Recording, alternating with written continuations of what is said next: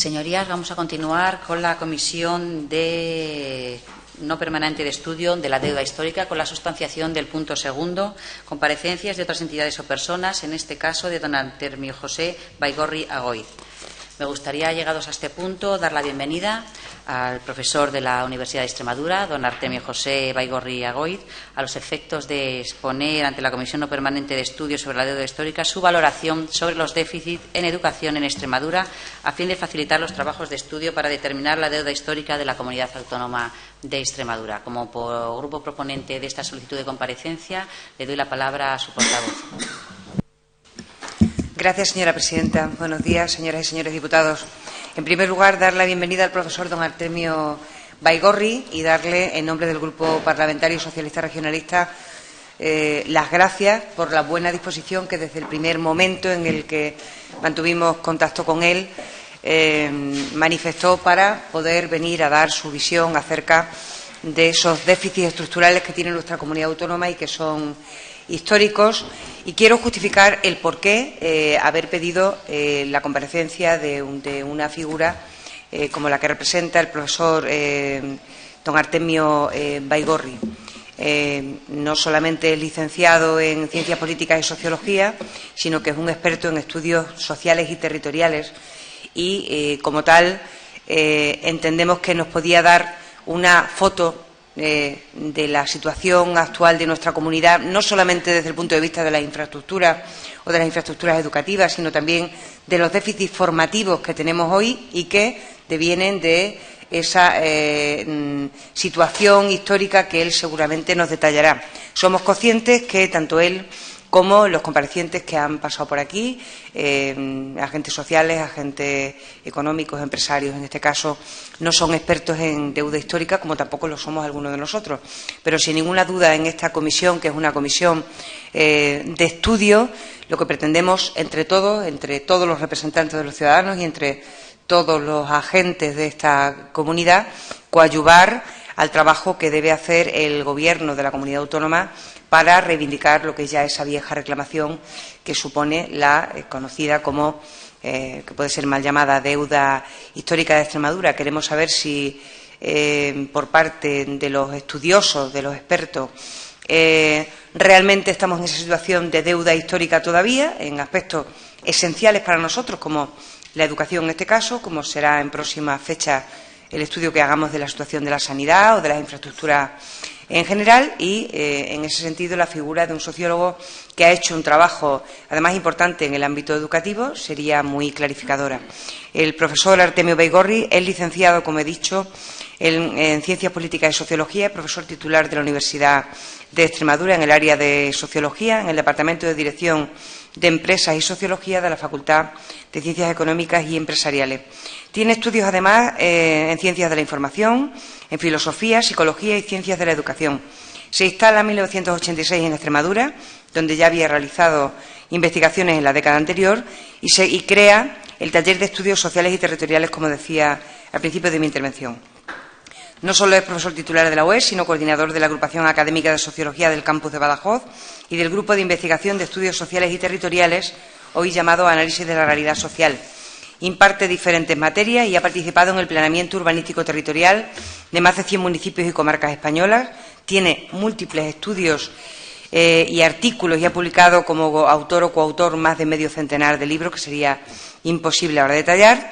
Y entre sus proyectos de investigación más relevantes de los últimos años destaca, que es en el que nos hemos querido fijar, el debate educativo sobre la educación secundaria y primaria de los años 2005-2006 como investigador principal, que fue auténticamente el aparataje, el trabajo previo, lo he dicho de una forma muy poco ortodoxa, que prepara ese estudio para lo que va a ser la Ley de Educación de Extremadura, que es una ley que, como todos sabemos, surge del consenso de las fuerzas políticas que estaban representadas en ese momento en la Cámara. Creo que lo más interesante va a ser escuchar al profesor Artemio Baigorri. Para eso le hemos convocado y yo espero que cada uno de los diputados y diputadas de esta comisión sepamos realmente sacarle el jugo que merece por el bien, en definitiva, de nuestra comunidad autónoma. Gracias. Muchas gracias, señora Murillo. Comunicarle al señor Baigorri que el debate se va a desarrollar conforme al artículo 206 del reglamento de la Cámara. Dispondrá usted a continuación de un turno de intervención de 15 minutos. Seguidamente, los portavoces de los grupos parlamentarios dispondrán de un turno de 10 minutos para pedirle aclaraciones o aumento o ampliación de sus aportaciones a esta comisión. Y, finalmente, para terminar esta comparecencia y finalizarla, dispondrá usted nuevamente de un turno de 10 minutos. ¿De acuerdo? Pues puede usted comenzar con su comparecencia, señor Baigorri. Bien, pues buenos días a todas y a todos. En primer lugar, mis disculpas por el retraso, porque la verdad es que yo estaba convencido de que era a las 11. O sea, que anoté desde principio, son unas fechas muy malas, porque estamos con parciales y teníamos otros proyectos, y entonces mis disculpas por el retraso. En segundo lugar, debería empezar agradeciendo, supongo, la invitación, pero no puedo agradecer, porque realmente, de hecho, intenté zafarme incluso de la invitación, aunque es un honor que se pida mi opinión en esta cuestión, porque no me considero experto en este tema. No me considero experto en la deuda, con capacidad para hacer esa cuantificación, y ni siquiera experto en educación, aunque sí que es cierto que, bueno, pues por azares, auténticos azares además, pues me tocó coordinar efectivamente ese proyecto de debate educativo, que yo creo que sí que tuvo finalmente un impacto en la sociedad extremeña importante, y que generó, pues efectivamente, la que me parece a mí que ha sido la única ley de consenso de educación que se ha hecho en la historia de España. Me da la sensación, no sé lo que durará ni si pervivirá o no, pero yo creo que ese ítem en ese sentido. Pero ese proyecto de debate educativo tampoco es que se centrase en sí, pues en el análisis infraestructural o equipamental de los temas educativos. Bien, en cualquier caso, pues decía que aunque no es para agradecer, es un honor, y aunque no sea especialista en esas cuestiones, pues sí es cierto, como decía la diputada, que algo he reflexionado sobre estas cuestiones a lo largo pues desde que vine por primera vez a esta tierra, que entiendo mía, más mía que ninguna otra, en el año 77, precisamente para hacer un informe que se llamaba Extremadura saqueada, tal como apareció titulado. Es decir, el resultado de aquella investigación, que fue con la que por primera vez conocí esta región, daba una expresión en el propio título de las relaciones económicas, sociales, de producción, territoriales que existían en ese momento en este país. Es decir, una situación de desarrollo de lo que definimos como desarrollo desigual, en el que hay unos espacios que cumplen un papel respecto al conjunto. Bien, entonces, desde esa perspectiva, pues si puedo aportar algunas reflexiones, algunos elementos de análisis que les puedan servir para llegar a definir eso que llamamos la deuda histórica, que yo sé que a mí me resulta desde luego en sí un término bastante ambiguo, sobre todo porque me parece muy contable. A mí me gusta más hablar de equidad, de justicia, que no de deudas bancarias. Estamos atravesando ahora por deudas bancarias. Está la sociedad española como está en estos momentos.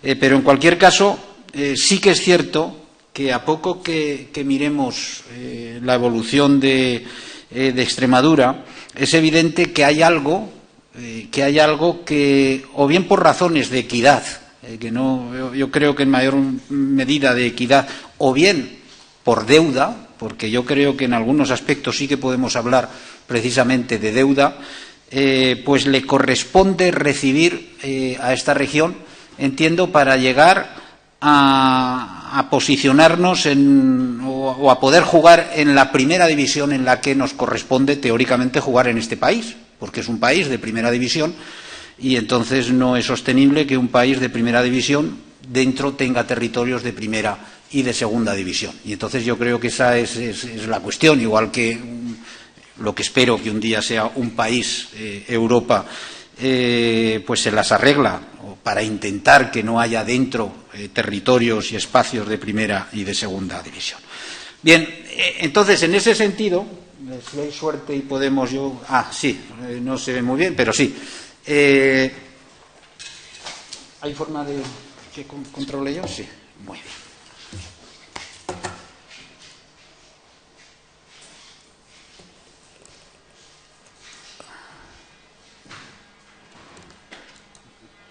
Bueno, no se va a ver, pero bueno, como dejaré los esquemas, luego por quien los quiera consultar, porque bueno, en los pocos días que he tenido para preparar esta comparecencia, y muy apretados, la verdad es que muy apretados, pues yo he intentado reflexionar y buscar algunos datos que me ayudaran a mí a entender esto y les pudieran ayudar a ustedes. Yo he debatido bastante desde que vine y sobre todo desde que decidí hacer mía esta tierra, pues sobre todo con los historiadores, económicos, sobre las raíces de nuestro atraso, digamos,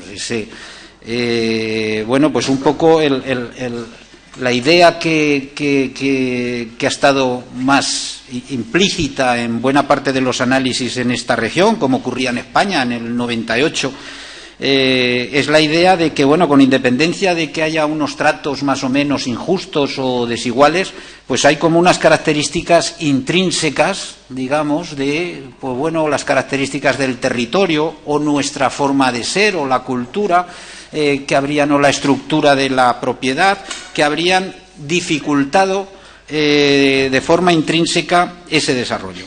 Y entonces, como ese debate yo lo he tenido en tantas ocasiones, pues ahora con ocasión de esta reflexión yo he querido decir, bueno, ¿dónde empezamos a ser desiguales en estas cuestiones de la educación? Porque imagino, bueno, he visto lógicamente algunas de las comparecencias anteriores, y he visto que ese es el gran problema, es decir, ¿hasta dónde? Que les vamos a pedir a los romanos, que se dice a veces,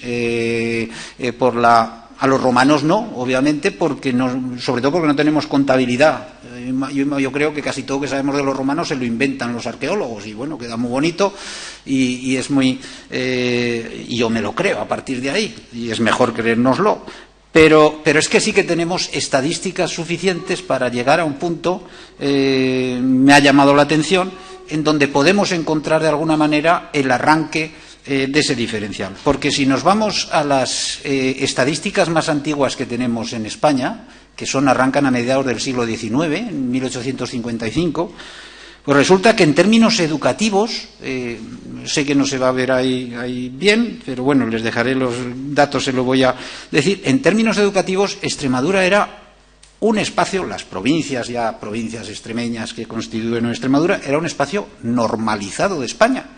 Era un espacio en el que no solo normalizado, sino que teníamos más escuelas por cada 1000 habitantes, y no solo más escuelas, sino más alumnos por cada 1000 habitantes que Cataluña. O sea, que estaba en una situación en términos educativos mejor que Cataluña. Desde luego estaba mejor que la media nacional, y mejor que Madrid, que entonces estaba emergiendo como capital, lógicamente todavía, pero era una ciudad emergente.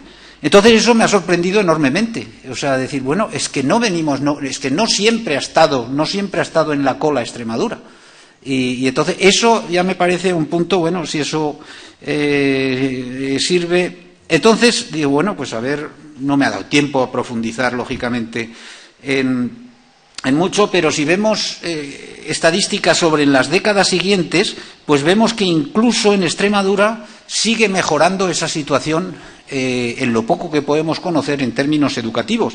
En el anuario estadístico de 1867, bueno, el crecimiento de la población en Extremadura ha sido menor que el de la media española, pero ha crecido, y empezamos a ver algunas pérdidas. Empezamos a ver cómo, pues bueno, mientras Cataluña, por ejemplo, Madrid, incrementan el número de alumnos, pues en el caso de Extremadura desciende. Bien, en 1910 es cuando yo he encontrado de alguna manera un punto de inflexión. ¿Un punto de inflexión en qué sentido? Pues bueno,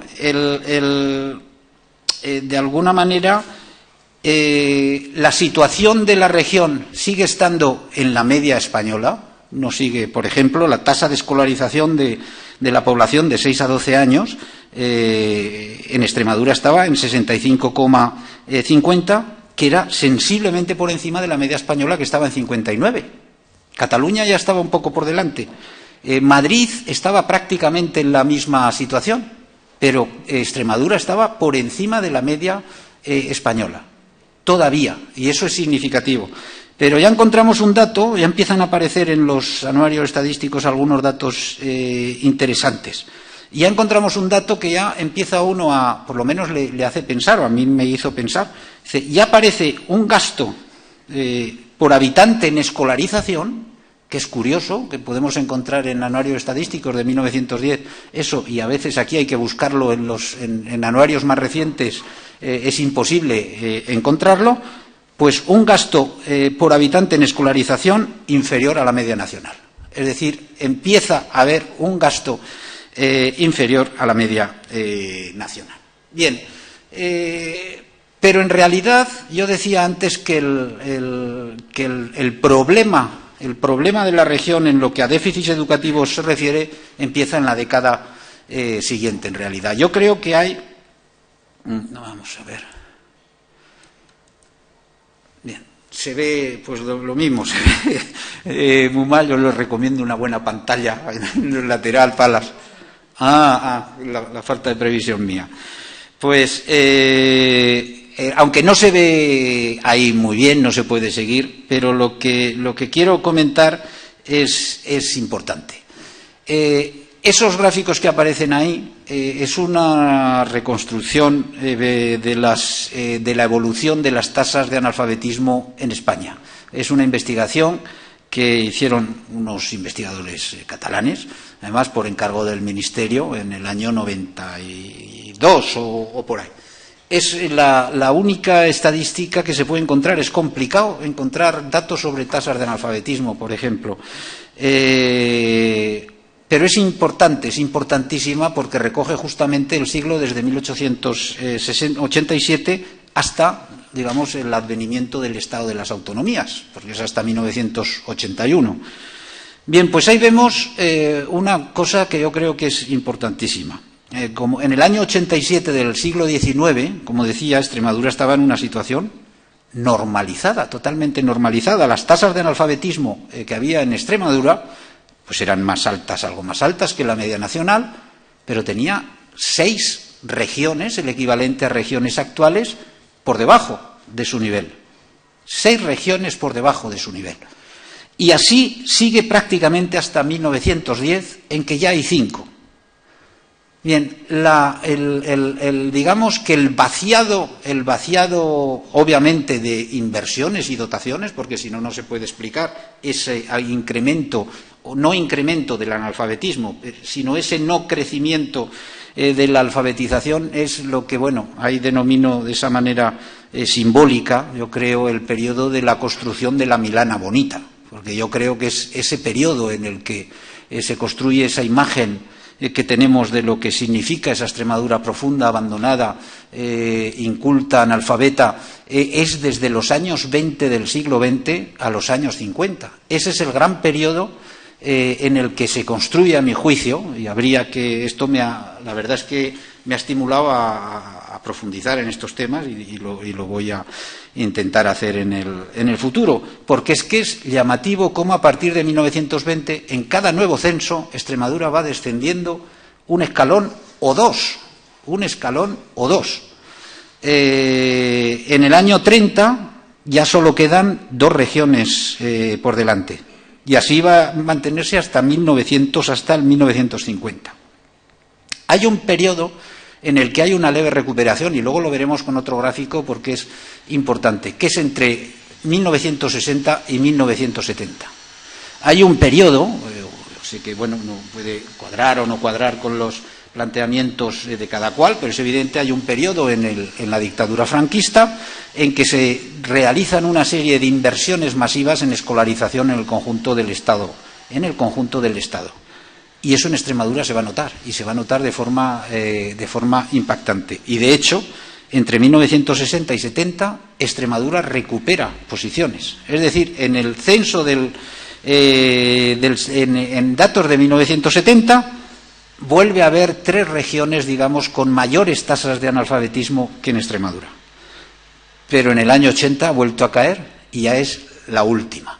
O sea, vuelve a ser la última y en ese sitio seguimos, y en ese sitio hemos seguido, en el último. Bien, en ese sentido, por eso planteo, y me parece, a mí me ha parecido un descubrimiento importante y creo que tiene sentido, a lo mejor no desde la perspectiva de la deuda como deuda, porque entiendo eso, la deuda es algo que tú prestas y alguien te debe, lógicamente, sino porque ha habido una actuación con falta de equidad y que, curiosamente, como decía, hay ese primer momento que construye el subdesarrollo de la región, que va de los años 20, que se inicia prácticamente de forma drástica con la llegada del directorio de Primo de Rivera, que inaugura un gobierno de tipo de lo que hoy conocemos como gobiernos tecnocráticos, inspirado en el fascismo italiano,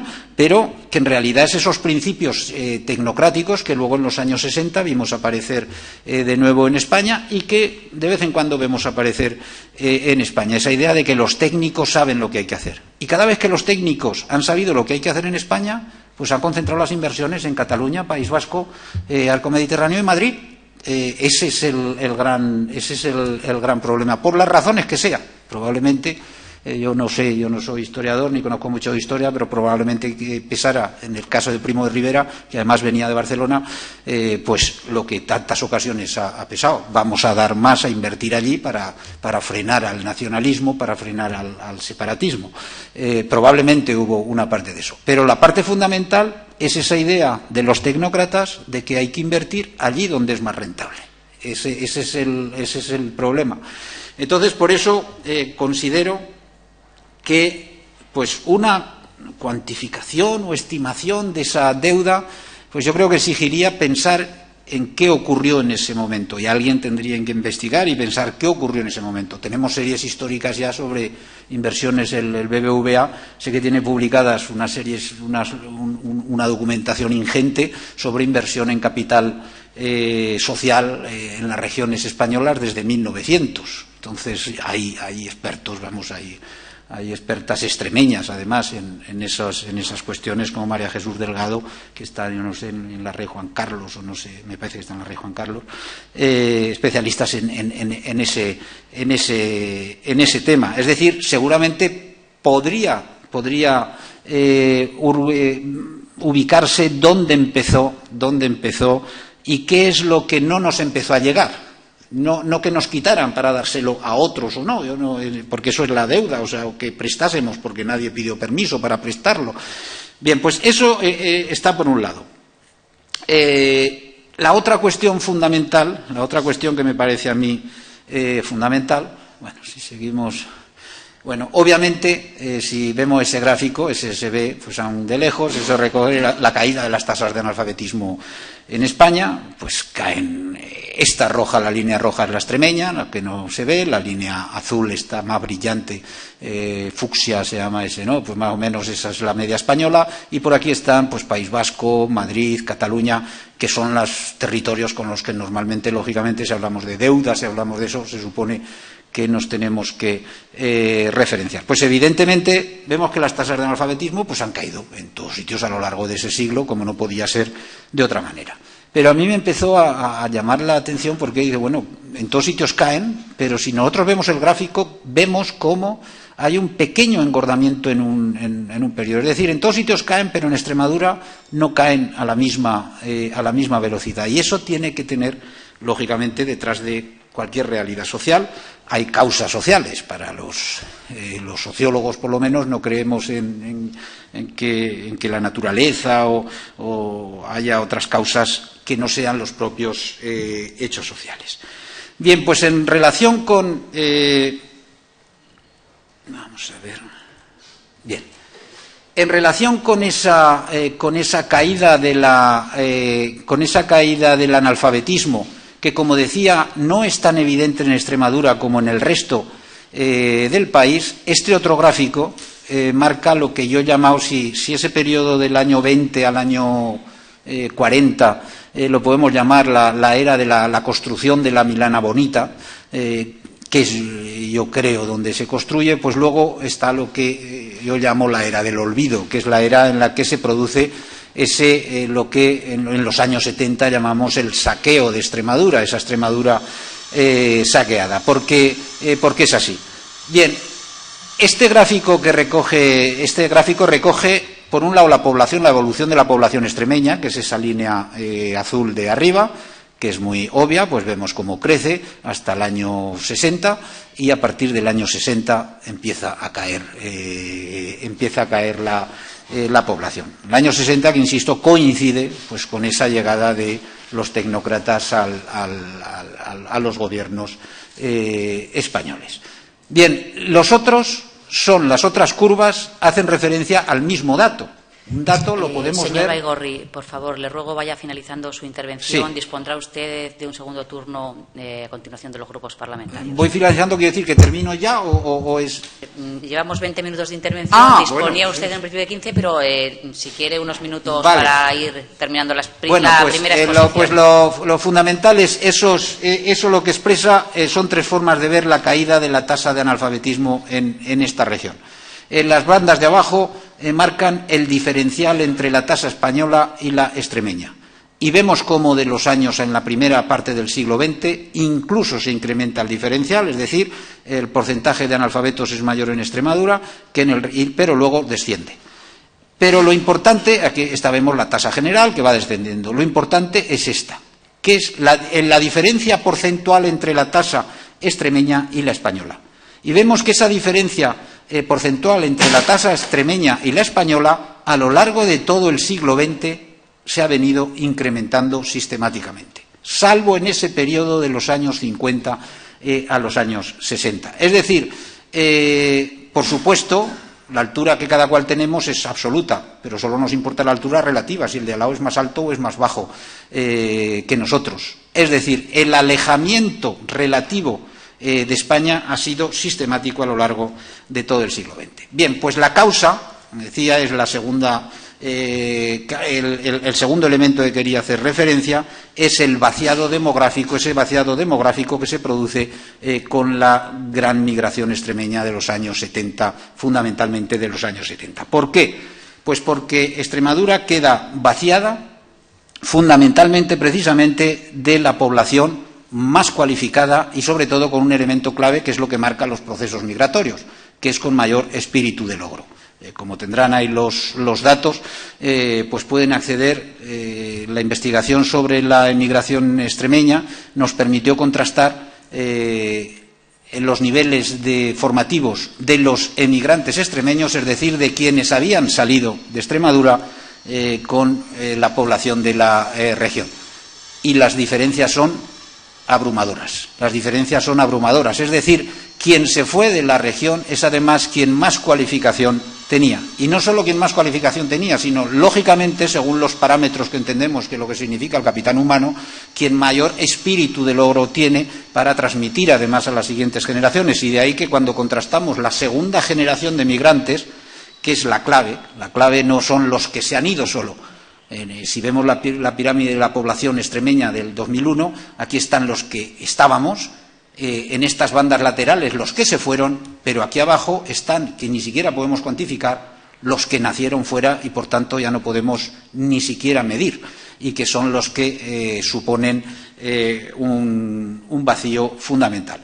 Bien, en esas cuestiones habría que hacer referencia también, pero ya haremos, si hay ocasión, al papel de las infraestructuras. Por supuesto que cuestiones como las grandes infraestructuras de transporte tienen también relación con los déficits en cuanto a educación que podamos tener. Y ya me callo y si hay más preguntas luego lo vemos. Muchísimas gracias, señor Baigorri. A continuación pasamos al turno de los grupos parlamentarios de menor a mayor. En primer lugar tiene la palabra la portavoz del Grupo Parlamentario Socialista Regionalista, doña Ascensión Murillo. Gracias, señora presidenta. Muchas gracias, don Artemio. La verdad es que tengo que reconocerles que el tema estaba siendo tan absolutamente interesante que casi hubiéramos preferido poder continuar con esta lección, aunque yo les reconozco mi deformación profesional. Yo soy licenciada en Ciencias de la Educación y, por tanto, es un tema que me apasiona especialmente. Y, efectivamente, en algún estudio que hice en mis tiempos universitarios que iba en esta línea, estamos viendo cómo se produce a lo largo del siglo XX no solamente un vaciamiento de la población en la segunda parte del siglo XX, en la dictadura franquista, de vaciado de población de Extremadura, sino también un vaciado de la formación de nuestra población, de nuestra comunidad autónoma, que ahí es donde radica la cuestión. Pero efectivamente no vamos a remontarnos ni tan siquiera, aunque es importantísimo conocer de dónde arranca esa falta de equidad o ese diferencial en la igualdad Extremadura y el resto de los territorios, no vamos a remontarnos a principios de siglo. Casi nos conformaríamos con que en esta comisión fuéramos capaces de hacer un retrato un poco más exhaustivo de lo que conocemos, de cómo partíamos de dónde partíamos en el año 1983, que es cuando se aprueba nuestro Estatuto de Autonomía, en concreto en febrero del año 1983, y a dónde hemos llegado. Sí tenemos algunas cifras, y es que arranca nuestro inicio de autogobierno con una población que escasamente alcanza el 20%, las personas que tienen medios estudios universitarios, con unas tasas de analfabetismo no solamente total, sino funcional, que son absolutamente escalofriantes, y que, una vez que nosotros tenemos autogobierno y asumimos las competencias de educación en el año 2000, llegamos a día de hoy, en donde no solamente se ha mejorado sustancialmente, sino que estamos varios puntos por encima de la media nacional en cuanto a graduados en educación secundaria, y el gran logro de ese periodo de autogobierno ha sido que hoy el 60% de la población extremeña tiene estudios medios o estudios superiores. Esa ha sido, yo creo, la gran conquista de este tiempo en el que los propios extremeños han sido capaces de dirigir su futuro y de dirigir su destino. Efectivamente, es tremendamente complicado, porque si vamos a tener que cuantificar la deuda histórica, tenemos que partir de una serie de variables. Tiene que haber un estudio un poco sistemático, un poco científico, y aquí hemos conocido, lo único que hemos conocido hasta ahora, el estudio que han coordinado dos profesores, de entre muchos, pero ellos han coordinado, los doctores Cervera y Murillo Zamorano, de la Facultad también de Económicas de la UES, han hecho un estudio de los déficits de ese capital público que tiene Extremadura, un análisis económico, y cuando se referían al tema de la educación se habían utilizado una serie de criterios que me gustaría saber si podrían ser válidos en ese recorrido que estamos haciendo en esta comisión. Se utilizaban las variables de población y la variable territorial en cuanto a kilómetros, la dispersión de la población en el territorio por el número de kilómetros cuadrados que tiene nuestra comunidad autónoma. Efectivamente, en cuanto a población, resulta que en la foto fija que se hace en el año 2006, Extremadura está por encima de la media nacional en cuanto a dotación de unidades de primaria, de secundaria, de educación tanto obligatoria como posobligatoria, y sin embargo estamos un poquito peor que la media nacional en formación profesional y en la universidad. Cambia muchísimo la situación si la variable a estudiar es la de número de unidades por cada 1.000 kilómetros cuadrados. En ese sentido, Extremadura pasa de tener las primeras posiciones del ranking nacional, como las que tenía con la variable poblacional, y pasa a ser 14ª en el caso de la educación primaria, secundaria, a pasar a ser, en el caso de la formación profesional y en el caso de la universitaria, penúltimas y últimas en el ranking nacional. Por tanto, lo que se decide es combinar estos elementos y estudiar la variable accesibilidad. Y nos hemos quedado justo en el momento en el que usted nos iba a hablar precisamente de ese déficit de infraestructuras, de ese déficit de transportes que facilitaría mucho el llegar a los centros escolares, que es el gran problema que tenemos en Extremadura por la extensión y por la dispersión de la población. A mí me parece interesante la variable accesibilidad de cara a continuar los trabajos en esta comisión, para poder cuantificar. Lógicamente haríamos un protocolo, una relación virtual de centros o de unidades que habría que reponer en Extremadura y cuantificarlo, y eso hay estudios ya, hay unidades económicas que lo valoran. Y me gustaría saber si para usted ese podría ser un método, si le parece una fórmula aceptable. Saber que, o sea, el planteamiento, como le decía, es: estamos un poquito por encima de la media o en la media en educación infantil, en educación primaria y también en secundaria obligatoria, pero sí nos alejamos de la media, y conforme va avanzando la especialización en los estudios, resulta que vamos teniendo más lejos el centro escolar al que llevar a nuestros alumnos. Por tanto, estamos lejos de la media nacional porque hay que recorrer mucha más distancia en bachillerato, en formación profesional, y, por supuesto, también hay un grandes déficit en dotaciones universitarias, centros de investigación, despachos, centros de trabajo de la universidad. Esa sería mis preguntas, y me gustaría también saber si a usted le parece que lo acertado sería tomar como año de partida para la cuantificación el año 1983, que es cuando tenemos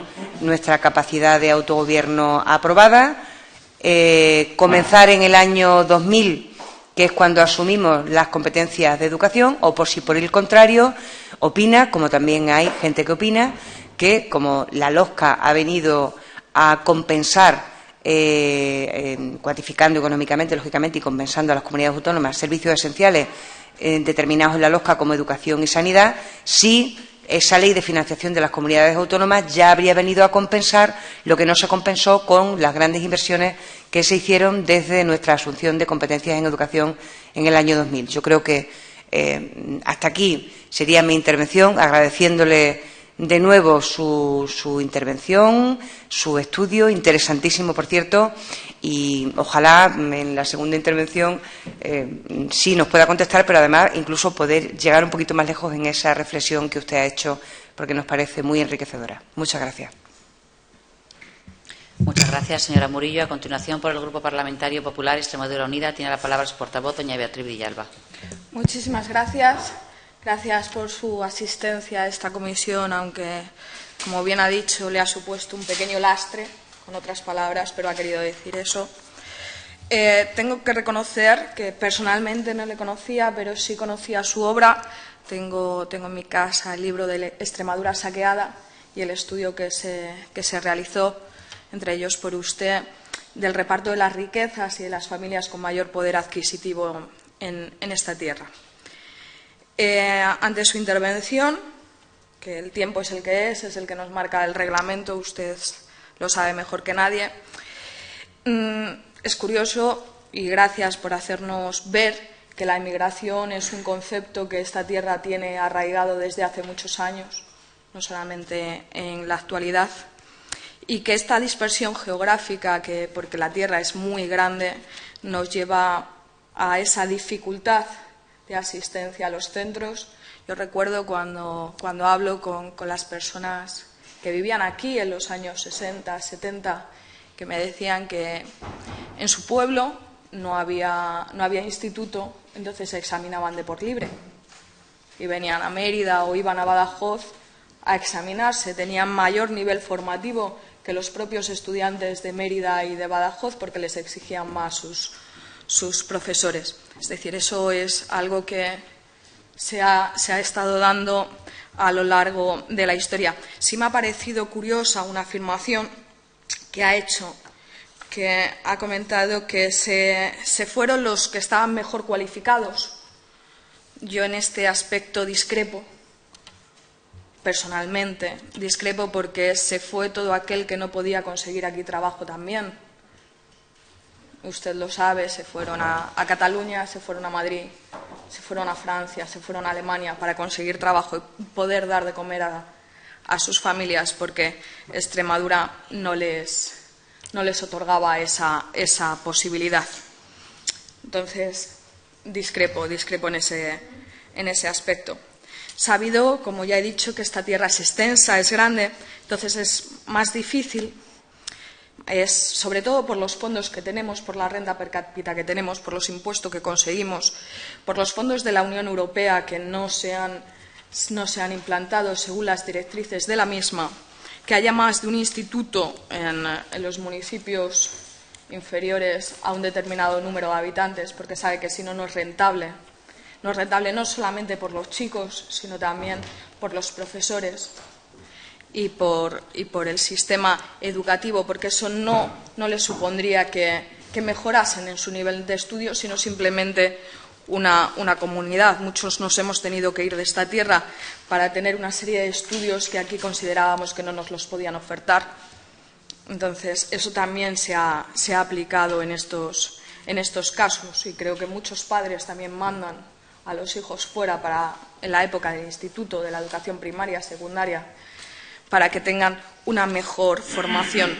Usted ha estado hablando de analfabetismo. Tengo aquí los últimos datos del Instituto Nacional de Estadística, en el que dicen que en Extremadura ha disminuido en 4.000 personas, según establece aquí, los analfabetos entre el año 2011 y 2012. Han pasado de 41.200 a 37.200 en este primer año de José Antonio Monago. Y usted también ha hecho una pequeña referencia a que formación profesional y universidad estaban algo abandonadas por parte de los distintos gobiernos. Según los estudios que ha hecho, le recuerdo la formación dual, la apuesta de este Gobierno por esa formación profesional dual, y para que no solamente los universitarios tengan una salida profesional, sino poder otorgar a aquellos que apuestan por una profesión una salida laboral dentro de esta tierra. Muchas gracias por su intervención, por los estudios que ha realizado, y muchas gracias.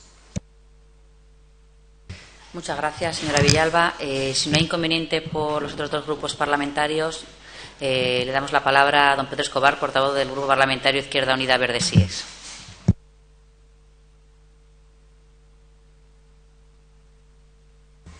Solo un minuto para agradecer a Artemio su presencia, y para decir simplemente que estamos a la espera de poder aglutinar todas esas aportaciones que hay, desde la suya hasta otras que ha habido. Y solamente decirle que el término deuda histórica es un término que me parece desafortunado, porque yo creo que refleja difícilmente lo que pretendemos y lo que queremos. No es la devolución de un préstamo que hayamos hecho lo que estamos reclamando, sino quizás la justicia histórica de los desequilibrios que ha acumulado Extremadura.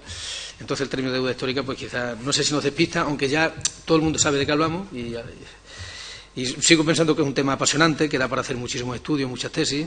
Desde aquella Extremadura saqueada nos hemos llegado a una Extremadura que forzosamente va a estar emancipada. Ya supuestamente ya tenemos todo lo que debíamos tener, y ahora búscate la vida con tus recursos, en un sistema de financiación nuevo, con una Unión Europea nueva. En fin, por eso solo da la bienvenida, decirle lo difícil que resulta cuantificar esto. Al final sabe usted que diremos, bueno, pero ¿en cuánto está la deuda histórica? Por muchos análisis que se hagan, con este enfoque o con el otro, que se analizan los aspectos educativos, sanitarios, de inversión pública, de patrimonio público, al final sabe usted que, por desgracia, todo se va a reducir a un número. Pues al final lo han cifrado en 200, en 300, en 500, en 3.000 millones, ¿no? Lo cual empobrece un poco quizá el trabajo que usted ha hecho y el de otros que han tratado el tema, ¿no? Así que le pido disculpas por mi retraso y bienvenido, y esperemos aprovechar las aportaciones que usted hace. Nada más. Muchas gracias. Muchas gracias, señor Escobar. A continuación, para finalizar la comparecencia, tiene nuevamente la palabra don José Baigorri. Bueno, vamos a ver, en 15 minutos era difícil, en 10 ya a interpelaciones. Bueno, lo primero, porque es lo más fácil, es el desacuerdo con los datos que planteaba sobre quiénes se fueron, la diputada. Los datos están ahí. O sea, la investigación sobre la cualificación de quienes se fueron sería complicadísima en el acceso a los censos. Pero la investigación sobre la inmigración que hicimos nos permitió hacer una encuesta a nivel nacional a los emigrantes.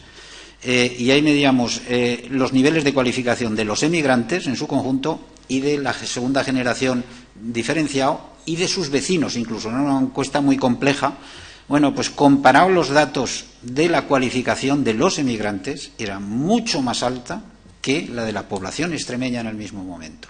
Eso indica que ya se fueron con la cualificación, porque no emigran los niños, o son la segunda generación. Entonces, además, vamos, los estudios, las leyes sociales sobre emigración lo tienen establecido. O sea, emigra quien está más cualificado. En realidad ni siquiera emigran los más necesitados. No emigran los más necesitados. Se emigra para estar mejor que donde se estaba. Y quienes han emigrado se emigraron empujados por la escasez. Pero tienes que tener un capital humano mínimo para dar ese salto. Entre otras cosas, ya en los años 70 el alfabetismo era fundamental para trabajar en cualquier sitio en España. Es decir, los analfabetos, muy pocos emigraron. O sea, es importante, y yo creo que eso es importante porque tiene relación incluso con la situación estadística actual de niveles educativos. ¿Por qué tenemos, efectivamente, por qué en los niveles en los que el Estado se ocupa de escolarizar, los niveles están incluso por encima? Qué curioso. Pero los niveles que corresponden a la libertad de los padres estamos por debajo. Es decir, en la enseñanza no obligatoria es donde estamos por debajo. Y yo creo que eso tiene una relación directa con ese vaciado demográfico de la emigración. Es decir, que efectivamente, cuando hablamos, los sociólogos hablamos de tipos ideales, de descripciones de tipologías. A lo mejor emigró un inútil y se quedó aquí un señor muy cualificado en algún punto concreto, quiero decir, pero en términos generales, el hecho justamente de que quienes emigran son quienes tienen mayor, lo que McLennan, un psicólogo social americano que es clave, llamó el espíritu de logro, explica seguramente ese diferencial en la enseñanza no obligatoria. Es decir, quienes emigraron a sus hijos allí los han hecho estudiar la enseñanza no obligatoria, mientras que quienes no emigraron, en porcentajes menores, los han hecho estudiar, los han empujado a estudiar. Por eso yo creo que sí que es importante. Y en ese sentido, con lo que decía el diputado, bueno, yo empezaba hablando, como no estaba, de que efectivamente yo tengo duda hasta qué punto hay una parte que es deuda y otra parte que es una cuestión de equidad, de trato. Y esa es deuda. Insisto, porque sí que hemos prestado un capital humano que debería haber estado aquí funcionando.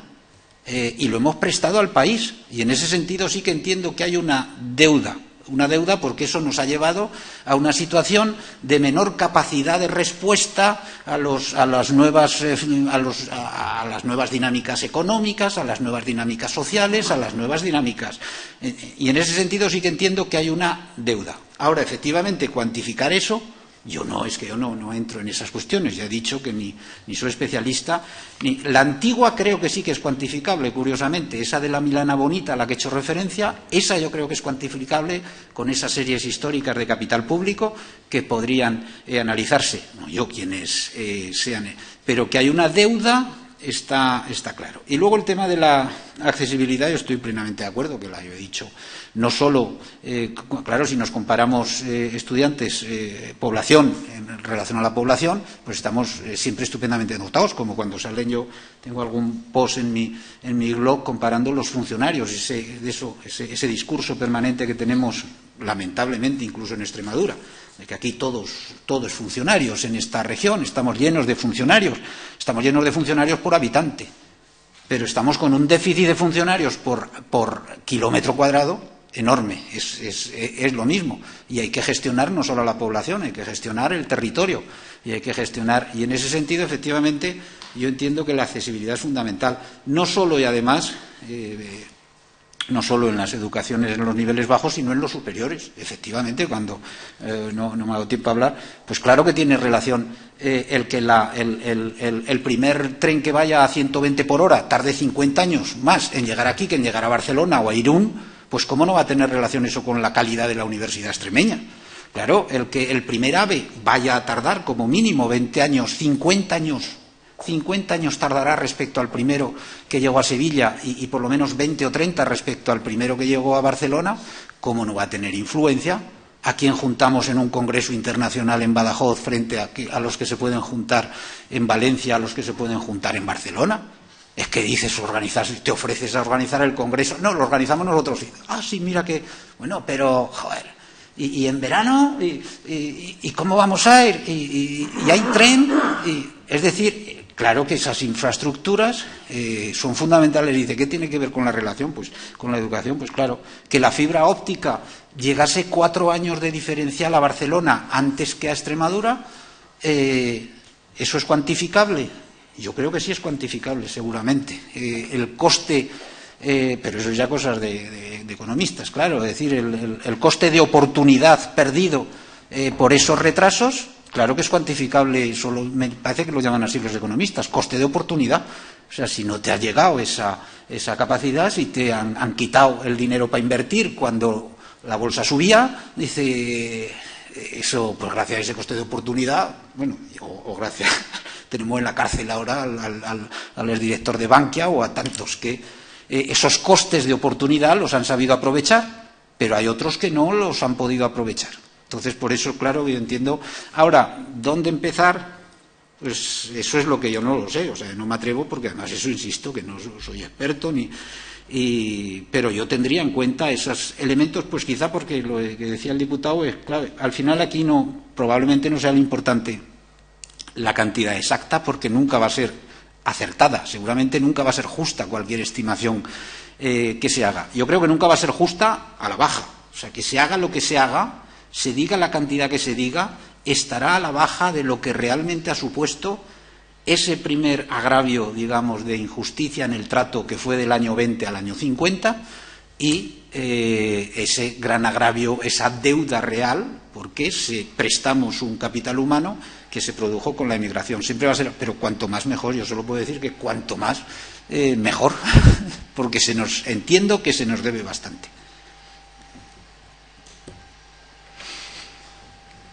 Si usted lo desea, no ha finalizado su tiempo. Si desea continuar con su exposición inicial. No, bueno, hombre, es evidente que han salido más cuestiones de hasta qué punto. Nosotros en el debate educativo no estudiamos la situación tanto de equipamental o infraestructural de la educación. Lo que analizamos es el estado interno de los actores ahí y ver cómo se podían arreglar y entender entre ellos, familias. Pero nos permitió hacer un análisis que pues ponen en marcha, pues hemos tenido en España mucho debate con los PISAs y con una cuestión fundamental. Hicimos un análisis en profundidad de lo que significaba PISA realmente y lo que llegamos a la conclusión, entonces no se aplicaba en Extremadura, pero da igual a efectos que llegamos a la conclusión es que PISA no es por ejemplo, no muestra absolutamente, no tiene ninguna relación con la calidad de lo que se hace en un determinado territorio, sino que en realidad tiene relación exclusivamente con la estructura socioeconómica del espacio. Es decir, aquellas familias que tienen más recursos, pues sus hijos sacan mejores resultados en PISA. Eso es lo que cuando analizamos las grandes bases de datos de PISA nos ponían de manifiesto. Y eso tiene relación con esos déficits, entiendo yo, infraestructurales, justamente con esos déficits infraestructurales. Si los niños tienen que hacer más recorridos, porque sí es cierto lo que decía la diputada, que en los años 50 los que iban por libre se esforzaban más, pero eso era en los años 50. Eso no es ya hoy así. El que tiene que hacer un esfuerzo suplementario, lo más previsible es que no lo haga. En la sociedad actual, no por unas razones ni por otras, porque entonces ese esfuerzo significaba que iba a salir de la ruralía, que iba a salir de la pobreza, pero ahora ese esfuerzo, ¿para qué? Entonces pero sí que los datos nos ponen de manifiesto eso, o sea, mejor estructura socioeconómica detrás del alumno, mejores resultados. Eso es, por supuesto que es discutible. No sé. De acuerdo, se ha finalizado su exposición. Agradecerle en nombre de todos los miembros de esta comisión su comparecencia hoy en esta comisión sobre estudio de la deuda histórica. Ha sido apasionante escuchar todas sus explicaciones y esperamos que sirvan de base para la realización de esos trabajos de cuantificación. Muchísimas gracias. Una vez sustanciado el orden del día, se levanta la sesión.